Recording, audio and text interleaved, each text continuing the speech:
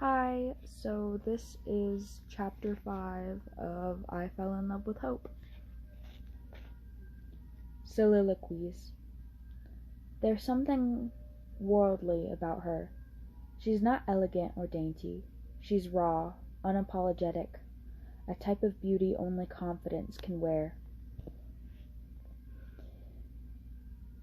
Anywhere she goes, anyone she encounters, Hikari is a universal puzzle piece. She belongs wherever she sets foot. Tonight, Hikari is unguarded. Even in the dark, her hair is straight, thin, a bit frizzy near the top of her head.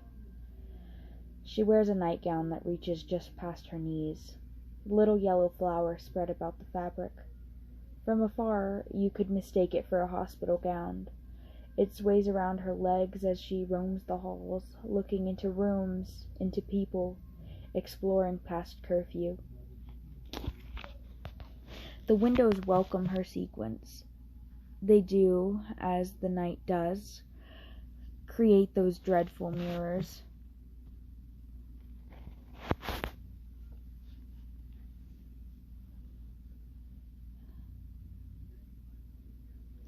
Hikari doesn't look long. She tucks her hair behind her ears, adjusts her glasses, and fixes herself. She doesn't gleam at the bandages on her arms or the scar on her neck. What the mirror dares to show of her illness, she claims power over. She ignores it. Sam? I should mention that I'm hiding behind a wall corner, suspiciously peeking out by a hair right now. I jump, turning around to find Eric right next to me, with his hands on his hips. "What are you doing?" he says. "Due to our criminal acts, Sony and C have been confined to their rooms, and though I wouldn't mind joining them on a normal day, I'm currently suffering from my curiosity's ceaseless desire to follow the sun that's infested my home." "Absolutely nothing." I try to smile, but Eric finds it off-putting. "Go and do absolutely nothing somewhere else." Okay. I go back to following Hikari as inconspicuously as possible. Also, I have a job to do. Neo's in surgery for his back. His parents wait in his room, where there will be no evidence of their son to rip apart. Tonight, his heart is mine to protect.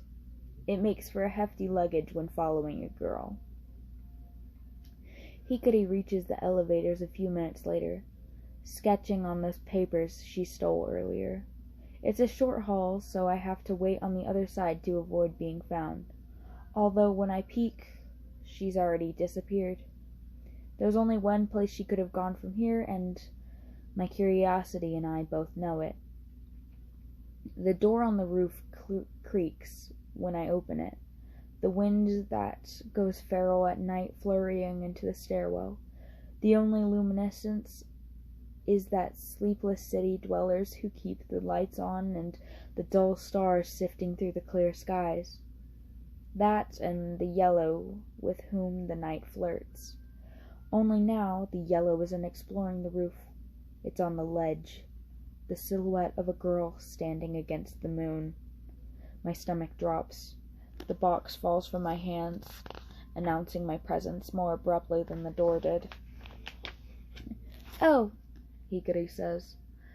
I'm a pleasant surprise on the otherwise uneventful evening. "Hi, Sam."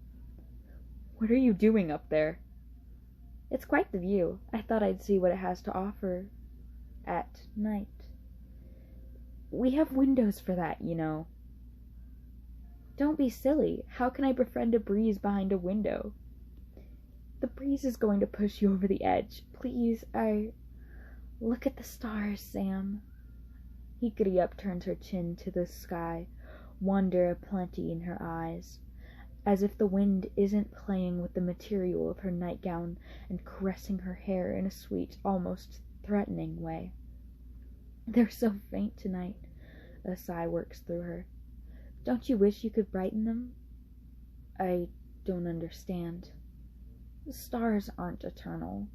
They should burn and shine with everything they have while they can, she says. Those 5 right there, you see 'em? She leans back and points up to the flickering specks of white against the black. You can almost draw a 5-point star between them. Her head shakes like it's a shame. They're edging to show their light. I can feel it. Hikari looks back at me again. When her body weight shifts back on her heels, I shiver. Every movement she makes is like a finger hooked on the grenade pin. My lungs cease when her hand so much as reaches for the pencil at her ear and adds a detail to her drawing. I realize then that she's doing the same thing we were when we were watching the smoke rise from the cigarettes and foam bubble in our beer bottles. She's admiring a weapon. Truth is, I've been thinking about her. What else would I think about? When I grabbed Neo's box and he lay drugged in his bed, I thought about how Hikari would give him something to smile about before his strenuous journey. While roaming, I thought of every word she said. I thought of her yellow, her voice so flirtatious and playful, her conspicuous bandage, and that scar. I wonder if she was sad about her parents and what she would do with her spoils. I wonder if she thought about me. Every time I pictured her and listened to her in my head, all I thought about was the urge I haven't felt in years. This urge to want. Please, I beg. And from the breath alone, Hikari finally notices my panic. You're scaring me. Can you please get down? Hikari's glasses reflect me in a much kinder way than the night would. Her contagious smile curves to one side, and under different circumstances, it may have reached me. Since you said please, she whispers, sitting on the edge of the ledge, shifting on her seat and hopping back onto the safe side like you'd hop from a swing. You followed me. Yes, I'm sorry. Why? She asks. I would have been disappointed if you didn't. Flipping the pencil in her hand, Hikari's eyes meet up, and draw down. I draw to her wrist and the white bandage around it, glossy and reflected with her bandages to match. One of them seems fresher than the other, specks soaked with red at the seams. Why did you steal that sharpener and screwdriver? I ask. Hikari shrugs, circling me. Why does anyone steal anything? To sin? To be human? She smirks, reminding me that, to her, I'm merely an instrument of amusement, a plaything, a puzzle she wants to solve because she doesn't know how she fits with it quite yet. Although you aren't very good at being human, are you? I feel like I'm supposed to be offended by that. You'd probably aren't very good at being offended either. You're quite awkward. I'm starting to think you're quite mean. Give me your story, Sam, she demands. Sate my quite mean curiosity, and maybe I'll tell you why I stole what I stole. Something tells me your curiosity is quite greedy. Tell me about the hit list, she says, and her scent and voice surround me like a whirlwind, obscuring everything until I'm sure I'd tell her anything she wanted to hear. What's it for other than thievery? Who are you killing? Time, I say. Ooh, she mocks. Crafty enemy. Disease. Cruel enemy. Death. I didn't notice I was stepping backwards till my heel knocks against Neo's box, the cardboard and contents jostling like a sound of pain. I pick it back up, dusting it as an apology. How do you kill time, disease, and death? Hikari asks. You steal what they stole. Cigarettes and beer? Moments, I correct. Childhoods. lives. Hikari stops her circling. She looks at me for a long while, the breeze that loves her so, feeling the silence. I should tell her more. I should tell her of our great plans to escape this place and go to the ends of the world and back. It's C's plan, Sony's plan, Neo's plan. It's our plan to reach a place we don't have to steal at all. You really think I'm mean? Hikari asks for a while. I shrug. A little. Neo's mean too. Is he? Constantly. I hold his box closer to my chest. But he needs me. Neo barely cleared the requirements for his surgery. His doctors wanted to operate for years.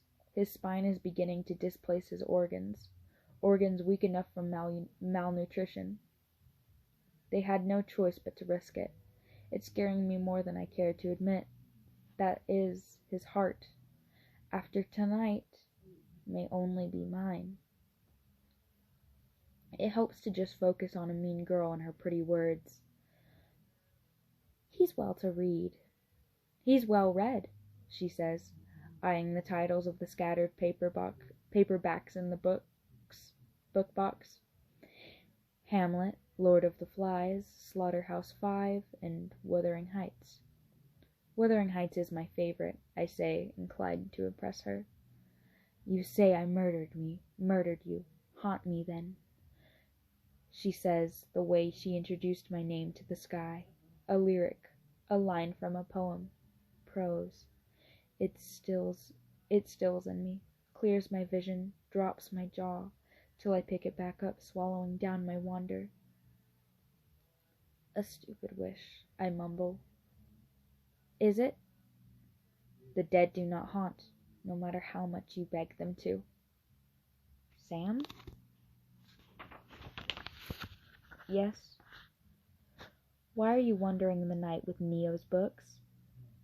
It's complicated, I say. Neo never asks for anything. Salvaging his stories is the least I can do. Hikari asks with her eyes that I say more. His parents are here for his surgery. They don't like his books, or his stories, I explain. They love him, I think, but sometimes parents love the idea of their child more than the person that they are. A harsher edge of Hikari's puzzle piece emerges. She stares at the books, her fingers toying with the nightgown, bunching the material near her thigh. That kind of love is suffocating, like fingers closing around a wrist. Why are you wandering the night on ledges, Hikari? Aren't you afraid you'll fall? Of course I am, she says, but fear is just a large shadow with a little spine.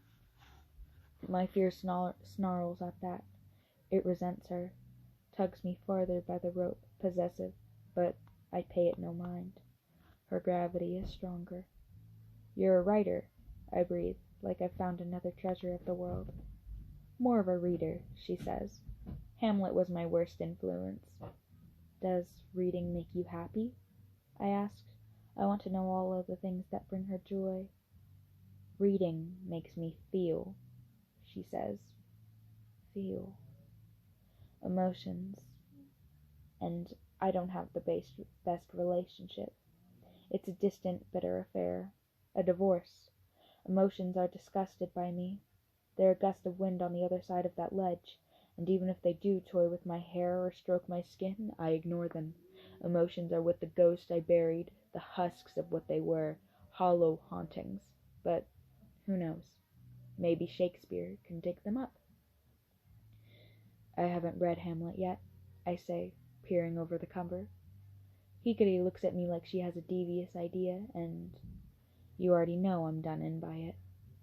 We read on the rooftop for an hour. At first, in the white noise, in the breeze, an intruding, whorish bastard who can never stop copping a feel. I ask if we can go inside and read in the warmth. It's a lie. Hikari keeps the roof plenty warm. I just want to get away from the wind. I'm jealous of how free it is to touch her. Hikari agrees, and we settle into the crook of a hall I know where very few pass. It used to be an extension of the cardiology department, but now it's more of a dead-end spot where doctors come to take a phone call or have a mid-shift breakdown. Either way, I like it. There's no wind. It's a place where hearts were once healed. Hikari and I sit against the wall, and I'm the one who holds the book. She's the one who assigns theatrics.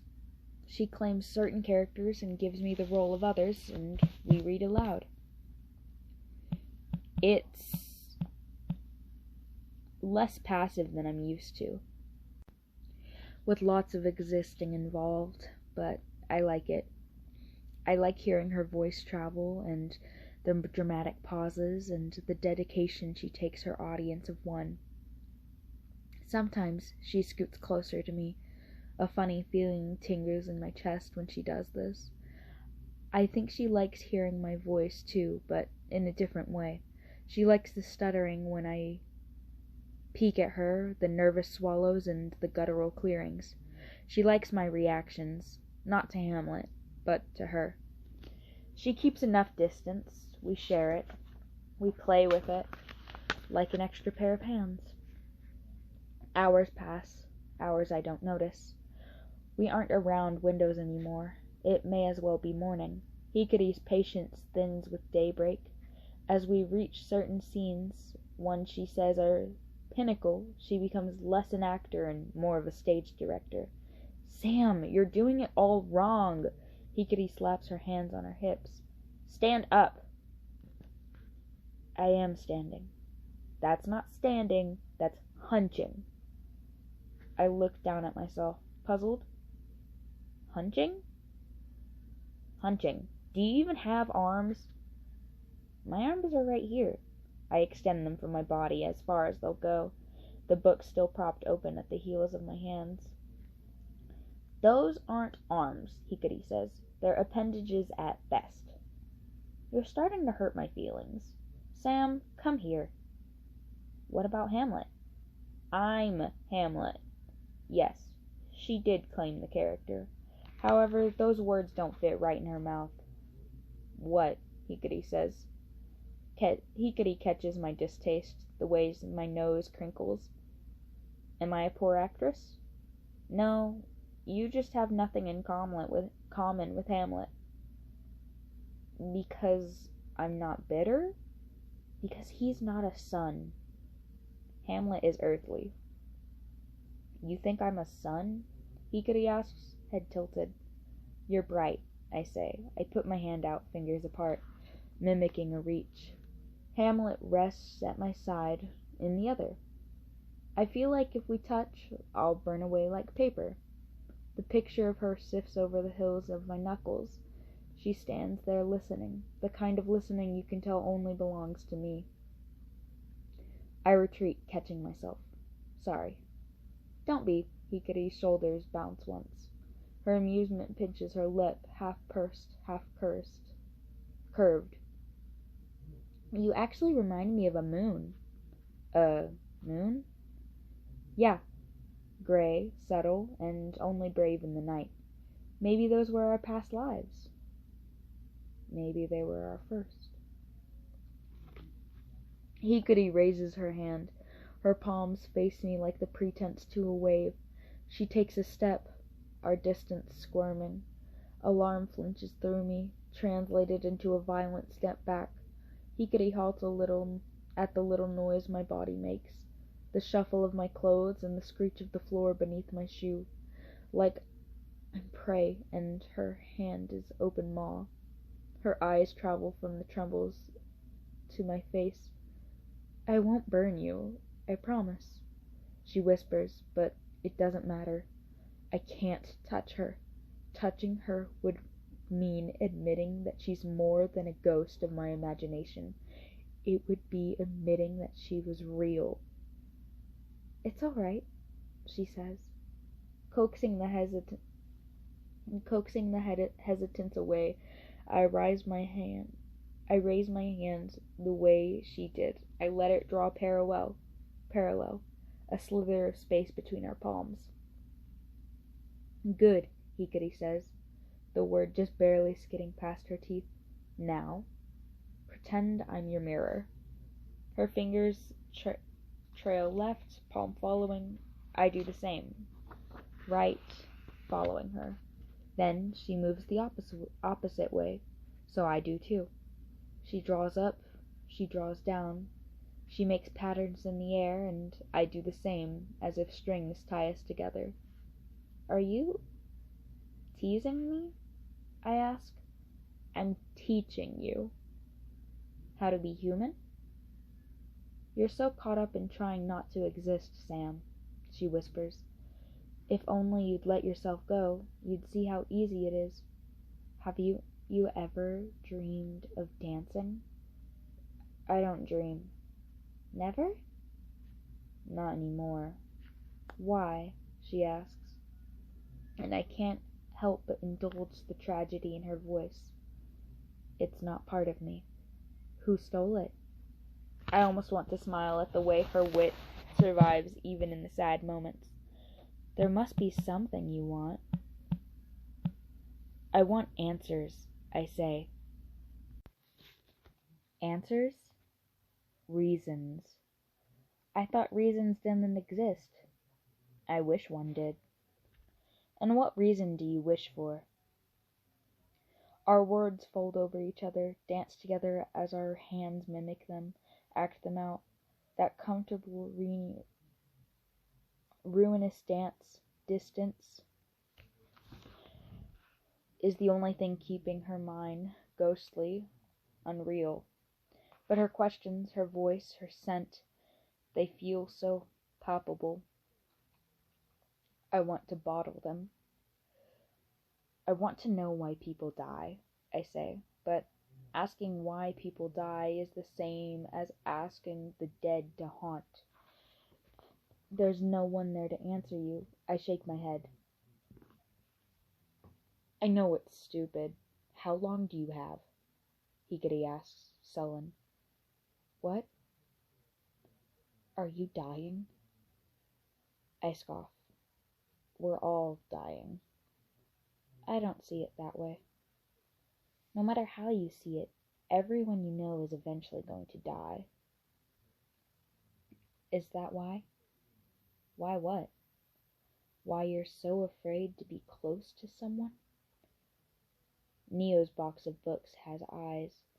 It looks back and forth between us like it's waiting for a victor. In Hikari, it sees dreams by the plenty. It sees them flooding behind her eyes, heavy on her body. She wears her dreams in yellow, in flowers on her nightgown, and in trusting nature. She's a feeler. She's married to feelings. It's addicting to witness.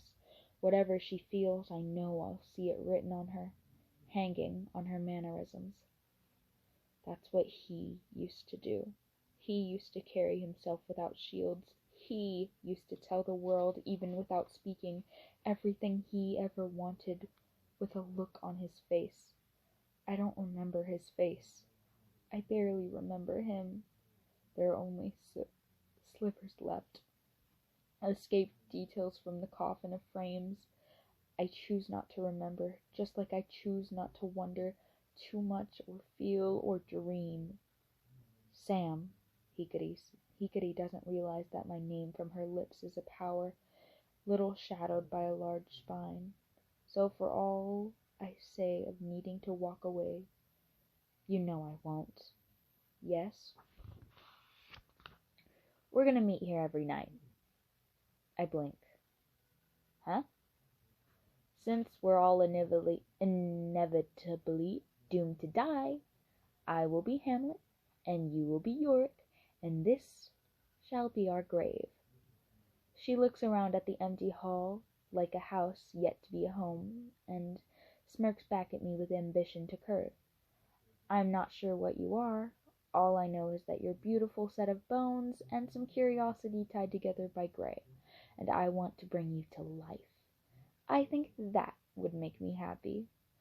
The more my jaw loosens on its hinges, the more everything in me relaxes in awe of her.